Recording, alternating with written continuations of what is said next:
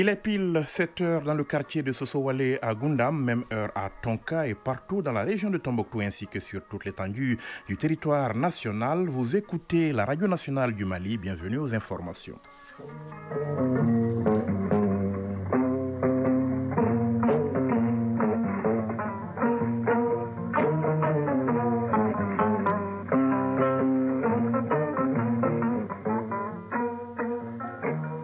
Le journal Yaya Konaté.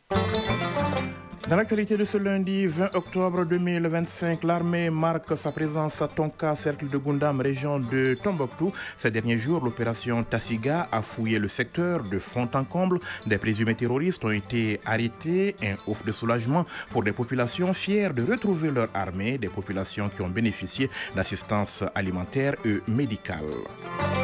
Ils ne sont pas toujours les bienvenus quand ils frappent à nos portes pour des besoins d'enquête et pourtant les données qu'ils produisent sont essentielles au développement. Il s'agit de statistiques, des statistiques donc que produisent les enquêteurs. Aujourd'hui, c'est la journée mondiale de la statistique. Stimuler le changement grâce à des statistiques et à des données de qualité pour tous, c'est le thème de la journée.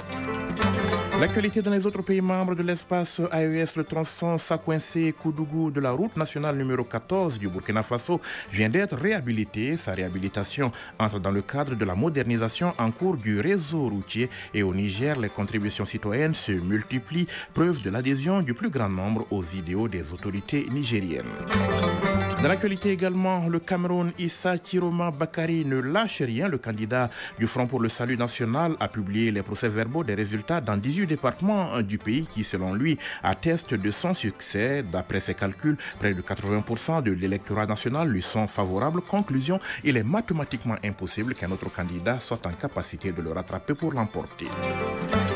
Enfin, les sports du foot, le Maroc, champion du monde des moins de 20 ans, le Guiliba AC et le Stade malien en déplacement ont accroché hier leurs adversaires en tour préliminaire des compétitions africaines des clubs.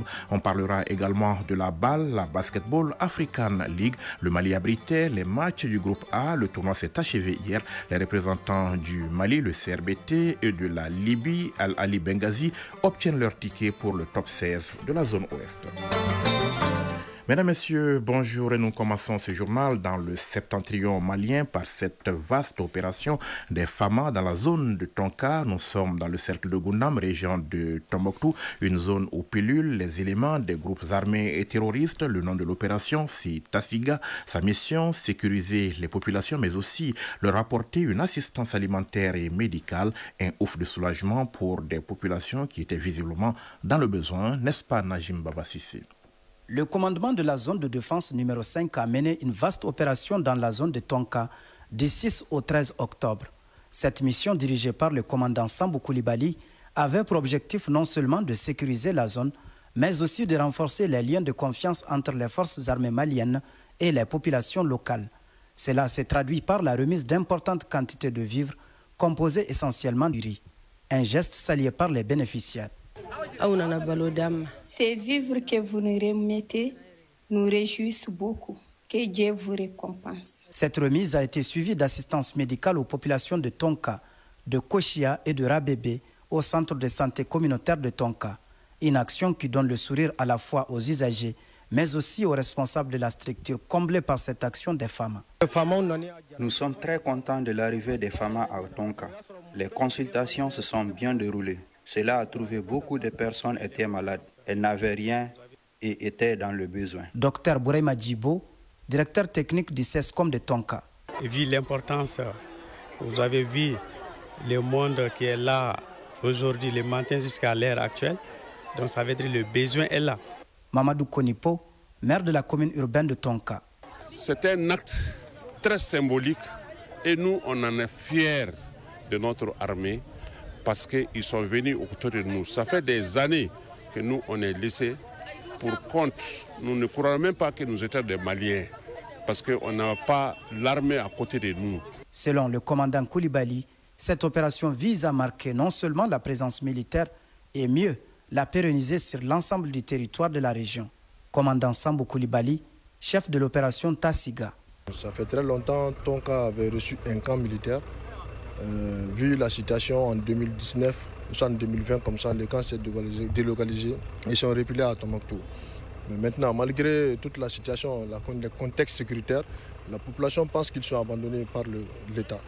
Bon, nous sommes venus dans ce cadre pour leur prouver et leur montrer comme quoi qu'ils sont toujours avec nous et ils ne sont pas abandonnés.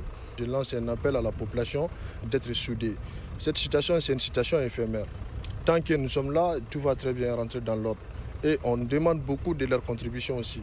L'absence des femmes dans cette zone pendant un moment a contribué à la détérioration de la sécurité, occasionnant du coup l'installation des groupes armés dans certaines parties de la localité.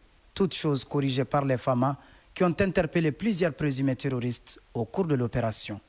Tombouctou, Najim Baba Sissé, Maouloud Tandina pour l'ORTM.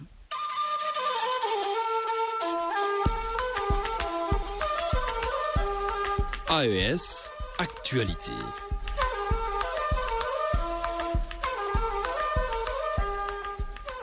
Il est 7h06, l'actualité de l'espace AES. D'abord, la 5e édition du Forum d'Assouan pour la paix et le développement durable. La rencontre se tient depuis hier en Égypte. Au cours de cette rencontre, Abdoulaye Diop, ministre des Affaires étrangères et de la coopération internationale, et Karamoko Jean-Marie Traoré, ministre des Affaires étrangères et de la coopération internationale et des Burkinabés de l'extérieur, ont donc co-animé la table ronde portant sur le thème au-delà des tempêtes dominantes, un avenir de coopération pour le Sahel. Au cours de cette rencontre à huis clos, qui a mis le Sahel et la Confédération des États du Sahel au cœur des échanges, les ministres et chefs de délégation présents ont à l'unanimité insisté sur la nécessité, tant pour l'Union africaine que pour les partenaires internationaux, de tenir compte de la réalité géopolitique que représente la Confédération AES dans la sous-région, dans le continent et au-delà. Les participants ont également salué la nouvelle dynamique imprimée par la présidence en exercice de l'Union africaine et la nouvelle présidence de la Commission de l'UA, à savoir un dialogue constructif, ouvert et franc avec les autorités des pays de la Confédération AES.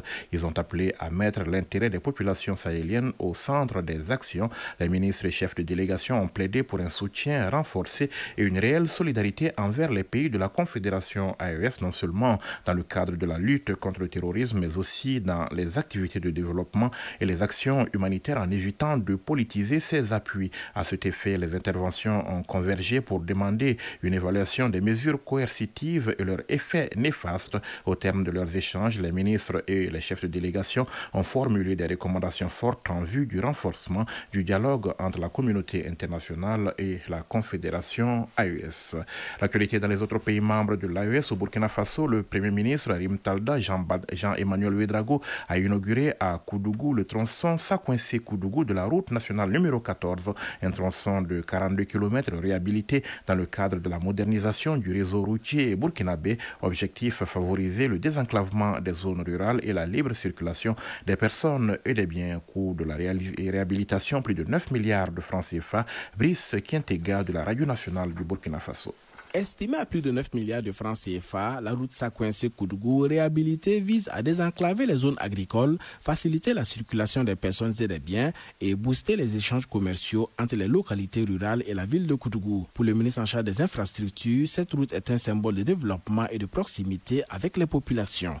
Adama Luc Sorgo. Cette route, c'est bien plus qu'un ruban d'asphalte. C'est une artère de vie. Un outil de transformation économique, un trait d'union entre nos terroirs. Elle désenclave nos zones agricoles, facilite la commercialisation des produits, stimule le tourisme et le commerce et rapproche nos citoyens des écoles, des hôpitaux, des marchés et des services publics. Sur le plan sécuritaire, les aménagements réalisés renforcent la prévention des accidents et garantissent une circulation fluide et sûre. Chaque kilomètre de cette route est une victoire du travail bien fait, du courage et de la discipline nationale. Avec cette nouvelle route, le gouvernement burkinabé confirme sa volonté de moderniser un réseau routier national de qualité. Le Premier ministre Rim Talba, Jean-Emmanuel Ouédraogo. Cette route nationale 14, surtout donc dans la section Sakoinssé-Koudougou, a une histoire singulière. Après la réception technique, très rapidement on a constaté donc des dégradations précoces et au moment où il était ça et là, question peut-être de réparation, le président du Faso a instruit la reprise intégrale de l'ouvrage. Et aujourd'hui, nous prenons plaisir à constater que Sakoinssé-Koudougou d'aujourd'hui n'a rien à voir avec ce qui était donc proposé. C'est également l'occasion d'attirer l'attention de toutes les entreprises qui vont avoir l'honneur d'exécuter des chantiers du peuple. On ne va accepter aucune sorte de malfaçon. Donc il faut se mettre au sérieux, conduire les chantiers dans les règles de l'art. mais évidemment inviter aussi les usagers à la plus grande responsabilité. Avec la réhabilitation complète du tronçon Sakouensé-Koudgou, long de 42 km, le gouvernement reste déterminé à offrir aux populations des infrastructures routières durables. Résilience au nom de l'amour de la patrie, c'est bien aujourd'hui la philosophie du peuple nigérien. Les élans de solidarité se multiplient autour des contributions citoyennes à l'échelle des communes, villages et hameaux, preuve de l'adhésion du plus grand nombre aux idéaux des autorités nigériennes. Abdoulaye Koulibaly de la Radio nationale du Niger. Dans un contexte fait d'adversité, seul doit prévaloir la résilience, et ceci au nom de l'amour de la patrie et de la quête de souveraineté. Depuis les événements historiques du 26 juillet 2023, le peuple nigérien l'a bien intégré, compté d'abord sur soi-même. Le vaste élan de solidarité entraîné par la création du Fonds de solidarité pour la sauvegarde de la patrie constitue à cet égard une belle illustration. L'on se souviendra, entre autres, du double geste hautement symbolique en 2024 et 2025 des populations. Depuis, ce double geste de solidarité avec la nation de la part des braves populations d'Abalak a fait école à l'échelle du pays. À cela s'ajoute désormais un autre élan de solidarité tout aussi volontaire et symbolique de la part des villageois au titre des contributions citoyennes. Une nouvelle initiative qui connaît déjà un véritable engouement.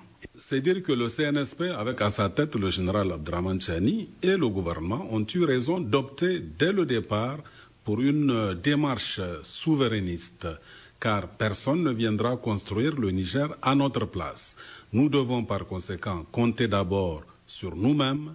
Une célèbre citation à cet égard nous enseigne qu'une nation qui fait appel au concours d'autres nations pour résoudre un problème qui lui est propre montre sa faiblesse et méconnaît son indépendance.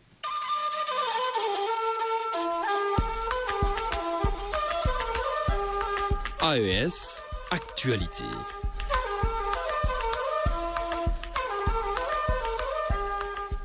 Quelques mots de l'actualité en dehors des frontières de l'AES. Une semaine après la présidentielle du 12 octobre au Cameroun, Issa Chiroma Bakari accentue la pression sur le pouvoir et sur les institutions en charge du processus électoral, notamment le Conseil constitutionnel qui doit proclamer les résultats du scrutin et qui est la seule institution du pays à être autorisée à les publier. La nuit dernière, le candidat du Front pour le salut national du Cameroun, le FNC, qui revendique toujours la victoire, a ainsi publié les procès-verbaux des résultats du scrutin dans 18 départements du pays qu'il dit avoir en sa possession et qui, selon lui, attestent de son succès. D'après ses calculs, le candidat affirme par ailleurs que ces documents, présentés comme authentiques, représentent près de 80% de l'électorat national et que tous lui étant favorables, il est donc mathématiquement impossible qu'un autre candidat soit en capacité de le rattraper pour l'emporter. Reste que certains observateurs ont toutefois relevé des erreurs de calcul dans ces PV présentés par le leader du FSNC, avec sur certains des taux de participation plus élevés que le nombre d'électeurs inscrits. Outre la mise en ligne de ces résultats, Issa Chiroma Bakari a également diffusé une vidéo dans laquelle il interpelle directement le président sortant, invita Paul Biya à quitter le pouvoir avant que le pouvoir ne le quitte. La réponse du camp du chef de l'État ne s'est pas fait attendre. Quelques heures plus tard seulement, le ministre d'État en charge de l'enseignement supérieur a qualifié ces agissements de bouffonnerie et de schizophrénie politique. Dernière ligne droite en Côte d'Ivoire où près de 8,7 millions électeurs sont appelés aux urnes samedi prochain pour élire leur président. 5 candidats sont en lice, dont le sortant Alassane Ouattara qui brigue un 4e mandat. La vie dans la capitale économique est rythmée par la campagne. Les affiches de tous les candidats sont présentes et plusieurs personnalités ont sillonné les rues ce week-end à bord de caravanes sonorisées. La capitale économique ivoirienne n'a pas non plus concentré toutes les activités. Certains candidats se sont rendus dans plusieurs localités du centre et du nord du pays. Au Kenya, Raila Ondinga repose désormais aux côtés de son père dans le mausolée familial à Bondo, dans cette ville de l'ouest du Kenya, où ses obsèques ont eu lieu hier. L'émotion était vive. Recouvert du drapeau kenyan, le cercueil de l'ancien premier ministre décédé mercredi 15 octobre en Inde à l'âge de 80 ans a été accueilli par des milliers de partisans à l'université de Bondo. Les éloges funèbres se sont succédés jusque dans l'après-midi. Raila Ondinga a été inhumé dans le mausolée familial. Ses partisans ont ensuite envoyé envahi le cimetière pour saluer une dernière fois l'opposant historique. Le Proche-Orient, le cessez-le-feu dans la bande de Gaza a été abandonné l'espace de quelques heures hier avec des dizaines de frappes menées par l'armée israélienne contre l'enclave palestinienne en réponse aux violations du Hamas. Selon Tsahal, l'armée a précisé avoir procédé à 120 frappes sur 83 cibles, notamment à Rafah, au sud, et à Beit Lahia, au centre. Des stocks d'armes et des tunnels ont été visés. Le mouvement palestinien, qui a démenti avoir attaqué des positions d'Israël, a annoncé un bilan d'au moins 45 morts. Parmi les victimes figurent 6 personnes tuées dans une frappe israélienne à Al-Zawaïda, dans le centre du territoire, sur un groupe de civils, tous déplacés de secteurs plus au nord, selon le porte-parole de la défense civile. Ce regain de violence fait suite aux déclarations de Benjamin Netanyahou samedi, qui avait insisté sur le désarmement du Hamas comme condition de fin de guerre, sur fond de montée des tensions autour de la question des échanges de dépouilles entre Israël et le Hamas. Retour ici au Mali, ils ne sont pas toujours les bienvenus quand ils frappent à nos portes pour des besoins d'enquête. Et pourtant, leur rôle est essentiel, tout comme les données qu'ils produisent. Nous parlons d'enquêteurs et de statistiques. Oui, les statistiques, une discipline qui étudie des phénomènes à travers la collecte de données, leur traitement, leur analyse, l'interprétation des résultats. Aujourd'hui, c'est la journée mondiale de la statistique, ces données qui constituent la boussole du développement, selon le président de l'association malienne de la statistique. Je vous propose d'écouter Modibo Koli Keita, interrogé par Ibrahima Kaoukonati. Les journées mondiales de la statistique visent à sensibiliser l'opinion publique à l'importance des statistiques officielles et reconnaître le travail des professionnels de la statistique en matière de développement. La statistique, c'est la boussole du développement. La statistique, c'est le cordon névralgique du développement d'un pays. Parce que sans la statistique, on ne peut pas du tout prévoir. N'importe quel domaine du développement, on a vraiment besoin de la statistique. Parce que la 4e génération du schéma directeur de la statistique couvre la période de 2025 à 2029. Et ce schéma marque une étape décisive. Ce schéma ambitionne de faire de la donnée numérique des outils digitaux et l'intelligence artificielle de véritables leviers pour produire et diffuser des informations fiables, rapides et accessibles à tous. Cette année, le thème de la journée mondiale de la statistique, c'est de stimuler le changement grâce à des statistiques et des données de qualité pour tous. De stimuler le changement, surtout quand on parle du changement social et du changement climatique. Mais avec les données statistiques, ça permet d'apporter des solutions idoines à ces défis. J'en appelle vraiment aux ménages, aux entreprises et à chaque citoyen à accueillir favorablement les enquêteurs des autorités statistiques.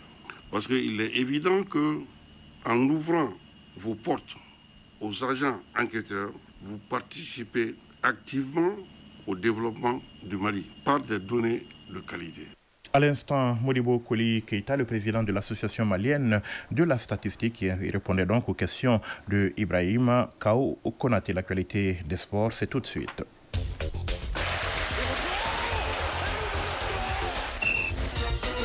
Sport, c'est avec Fotigui Tunkara qui nous a rejoint dans ce studio. Bonjour Fotigui. Bonjour Yakounate, bonjour à tous. Et on va commencer par les matchs allés du deuxième et dernier tour préliminaire des compétitions africaines des clubs en Ligue des Champions. Le Stade malien de Bamako, en déplacement, a accroché hier le FC Nouadhibou de la Mauritanie, un but partout. Oui, c'est un nul frustrant pour le Stade malien de Bamako qui s'est vu voler sa victoire par l'équateur arbitral gambien, dirigé par Lamine Djamé, coupable d'un arbitrage à gage en accordant au FC Nouadhibou un but qui n'en est pas un, pourtant attribué à notre compatriote Cartier Dambélé, ancien du Stade malien de Bamako et de l'AS Bakar Barawili, à la réception d'un coup franc à la 85e minute de jeu. La reprise de Cartier Dambélé au deuxième poteau n'est pas cadrée. Un joueur est même allé ramasser la balle derrière la cage du Stade malien de Bamako, mais l'arbitre gambien a étrangement vu le but sans ballon dans les filets.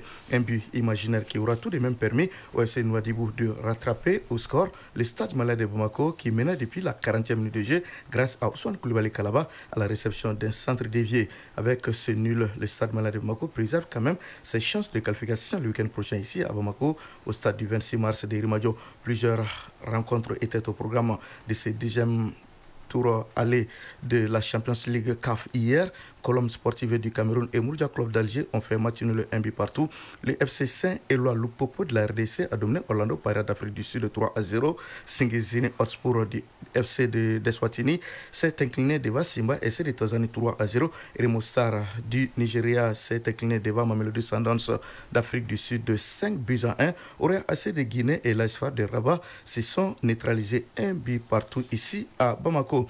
Viper SC de l'Ouganda a perdu contre Power Dynamo FC de Zambie 2 buts à 1. Samedi, Aigle Noir du Burundi a perdu contre National Al-Ahly d'Égypte 1-0. Black Bells du Mozambique a gagné contre River United du Nigeria 1-0. Silver Striker du Malawi a dominé Young African de Tanzanie 1-0. Raimo FC de Burkina Faso s'est incliné devant l'Espérance Sportive de Tunisie 1-0. Le Stade d'Abidjan a perdu contre Atlético Petro Luanda 2-0. En ouverture vendredi, Kenya Police FC a perdu contre Al Hilal d'Omdurman du Soudan 1-0. L'US Monastir de Tunisie s'est incliné devant la GS Kabylie 3 buts à 0. Et en Coupe de la Confédération, le Yoliba AC en déplacement a gagné hier 1-0 contre l'USFA du Burkina Faso. Bonne opération pour le Yoliba AC qui frappe un coup à l'extérieur en match aller du deuxième et dernier tour préliminaire de la Coupe de la Confédération. Les Rouges ont battu l'USFA du Burkina par le score d'un but à 0, but marqué à la 85e minute de jeu par Kader Armel à la réception d'une remise suite à un coup franc de Rai Cissé. Cette victoire permettra au Yoliba AC d'envisager la manche retour avec beaucoup plus de sérénité le week-end prochain ici à Bamako, au stade Mamadou Konaté. Plusieurs autres rencontres étaient au programme de ce deuxième tour préliminaire aller de la Coupe CAF hier. Les Afia de Guinée et les Serbes d'Algérie ont fait match nul 1 but partout. Académie Football Amadou Diallo AFAD de Côte d'Ivoire a gagné contre l'USM d'Alger 1-0. Achati Kotoko du Ghana a perdu contre Wydad AC du Maroc 1-0. Flambeau du centre de Burundi et Singida Black Star de Tanzanie se sont tenus en échec 1 but partout. Nairobi United du Kenya a dominé l'Étoile Sahel de Tunisie 2-0. Ferroviario de Maputo Mozambique a perdu contre AS Oto Doyo du Congo Brazzaville 1-0. Samedi, Zesco United de la Zambie a battu Galaxy du Botswana 4-3. Kam SC du Zanzibar s'est incliné devant Azam de Tanzanie 2-0. L'AS Manima Union de la RDC et Royal Leopard FC de l'Eswatini ont fait jeu égal 1 but partout. L'AS Simba de la RDC et Kaizer Chiefs d'Afrique du Sud se sont accrochés 0-0. 0-0 également entre le FC 15 d'Agosso de la Guinée équatoriale et Stellenbosch d'Afrique du Sud. Dekeda de la Somalie a sombré devant les Amalek d'Égypte 6-0. Les FC San Pedro de Côte d'Ivoire et Coton FC du Bénin ont fait jeu égal 1 but partout. L'Olympique Club de Safi au Maroc s'est imposé devant le Stade tunisien 2-0 en ouverture vendredi. Al-Ittihad de la Libye et Al-Masri d'Égypte ont fait match nul 0-0. Le mondial U20 Chili 2025, la compétition a connu son épilogue hier soir. Le Maroc est champion du monde des moins de 20 ans. Oui, absolument. La compétition a connu son épilogue avec le sacre du Maroc champion du monde junior. En finale disputée dans la nuit d'hier, le Maroc a battu l'Argentine par le score de 2 buts à 0, doublé de Yassir Sabiri au 12e 29e minute de jeu. Le Maroc succède ainsi à l'Uruguay aux dépens de l'Argentine, pays le plus titré de la compétition avec 6 sacres remportés en 1979, 1995, 1997, 2001, 2005 et 2007 et devient du coup la deuxième nation africaine à remporter la Coupe du Monde U20 après le Ghana en 2009.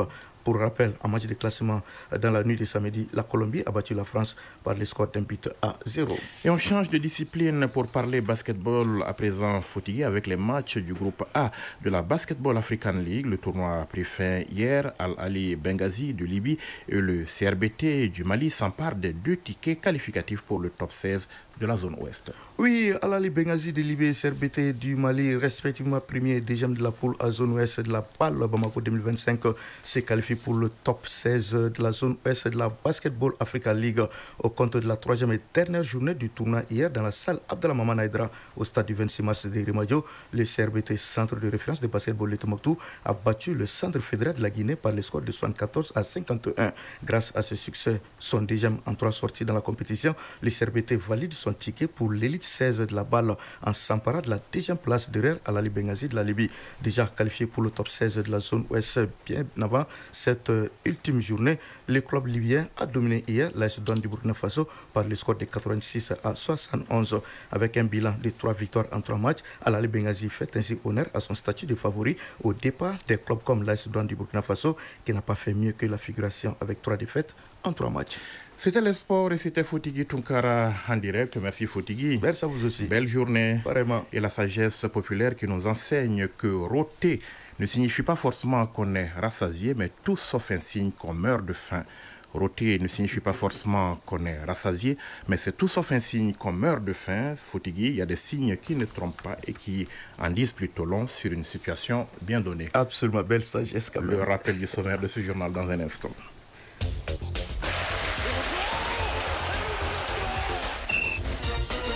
L'armée marque sa présence à Tonka, cercle de Gundam, région de Tombouctou. Ces derniers jours, l'opération Tassiga a fouillé le secteur de fond en comble. Des présumés terroristes ont été arrêtés. Un ouf de soulagement pour des populations fières de retrouver leur armée, des populations qui ont bénéficié d'assistance alimentaire et médicale.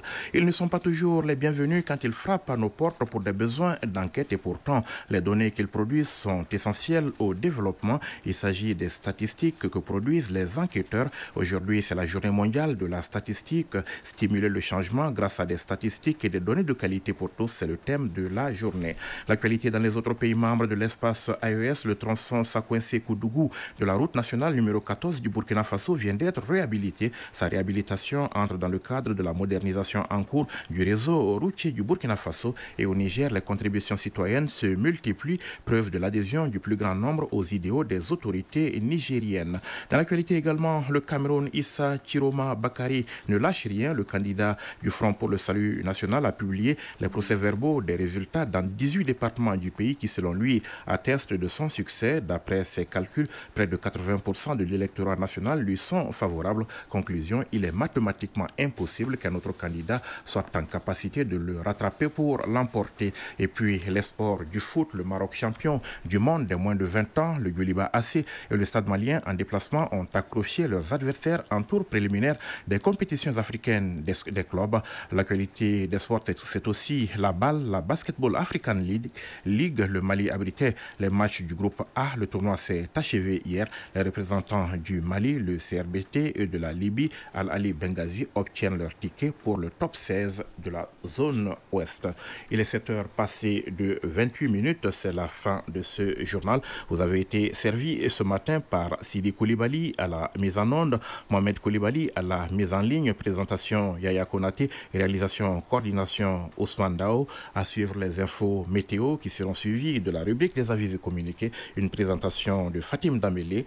Merci d'avoir été des nôtres. Bon début de semaine, excellente journée à tous.